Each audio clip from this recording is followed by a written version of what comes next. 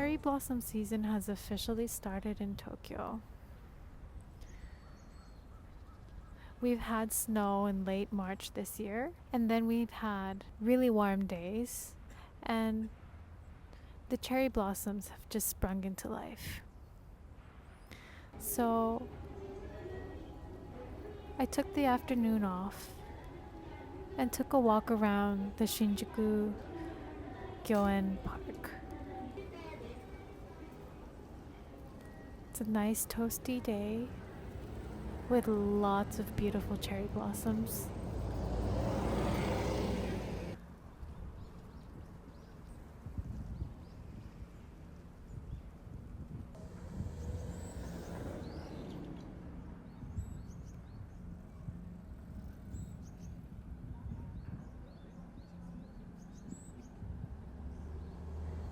It's been a while since I last posted a video. The last half year has been a big transformative time for me. That one video I did had a lot of responses, some of worry, some of kindness, some of criticism, and I took each one to heart in a good way, because I always find that there's always truth behind a person's words, regardless of how they express it. People were worried about my mental health, but I have never been stronger. I do definitely believe that that one video has made me realize a lot on my journey. I've been working on being more positive and constructive and seeing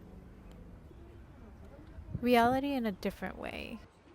And without that video, I don't think I'd be where I am now on my journey.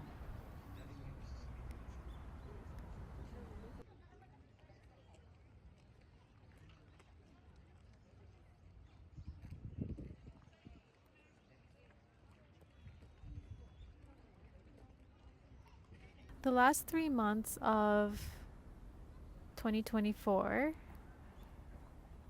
I was studying for level 1 color exam, the Japanese color exam.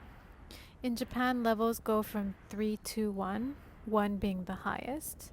And I had already finished and passed level 3 and 2 in the beginning of 2024. So I wanted to focus everything I could on passing level 1, which was a 2-part test, and I passed. It was great because it was like a 10-15 year process of me wanting to take the test, but I wasn't very confident.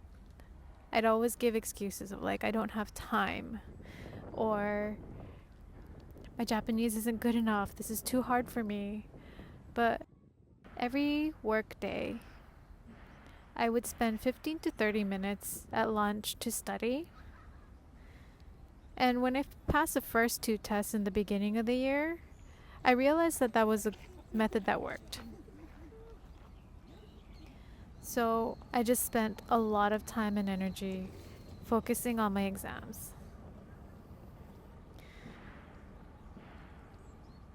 At the same time, I left the company that I worked for at the end of the year. It was a huge decision because I really love that company. It was a great work environment. It was the best company that I've ever worked for. Great people, and I fit in as a bilingual Japanese American. I really fit in well, and that's not always the case, but it was a balance. That was the longest I've ever worked for any company. I was there for, I think I was starting my 7th year, in fact. But there was a point where I realized I was missing time with my kids, and missing out on school events, picking them up, staying home to watch them when they're sick. And I wasn't receiving as much anymore. Granted, I think it's a mindset thing. I could have received more if I wanted to. But I was at a point where I've learned enough and I didn't feel like I was gaining a lot more. I wanted to work and do more creative projects, and I wanted to spend more time and energy on creativity. So I made that decision to leave. And when 2025 came around, I had so many ambitions. I'm not a big believer of New Year's resolutions, but I was going to be like, I'm going to exercise every day because I won't be commuting, so I won't be moving so much. So I'm going to exercise every single day, 20 minutes. I'm going to post content all the time. I'm going to do YouTube videos weekly and Instagram posts and doing multiple Instagram posts and making products to sell and doing this main freelance job is in fashion. And I went to Paris Fashion Week, which was in January, and that's a lot of work as well. So here I was trying to do all these things all at once. I got sick. I got some kind of bad cold, and I was coughing, and my voice was gone for about a month. Even in Paris, my voice was still out. And then, while I was still in Paris, I got notice that a relative went into critical care. And at the same time, I got a text from my husband that the girls got stomach flu. So this was awaiting me when I got back from Paris. February was about family time, being with, visiting my relative in the hospital, and family time. He did pass away. But yeah, it made me realize how much I need to be around family. And then March came around, and I was like, you know what, I'm gonna do this. I'm gonna attack the month. Lo and behold, we had another bout of stomach flu each week. One of the girls got flu, then the other girl got flu, and then I got flu. I got it really bad. We're going into April now. It's interesting because in Japan, April is the beginning of the fiscal year. And I'm hoping I won't have any more obstacles in April, but no promises. 2025 has taught me that I'm not in control. And I can't do everything. It's taught me to take on only what I can. It's been a year or 3 months of detoxing my mind, realigning my career with my wants, detoxing my body. In just 3 months, it's already taught me so much on life.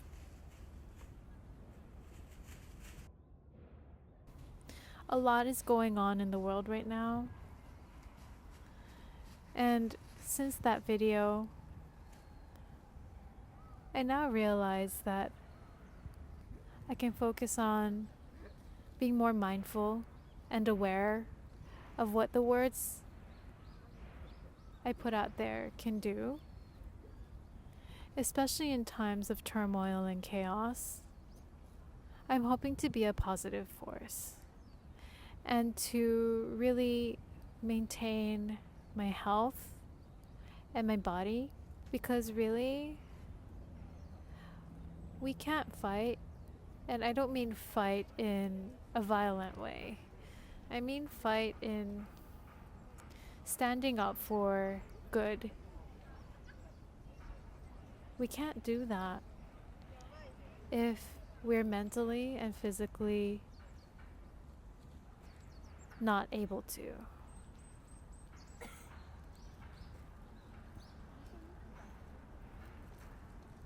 So here I am trying to spread more understanding and kindness. Whether that's considered naive, but I like to look at the big picture. Are my actions helping the world?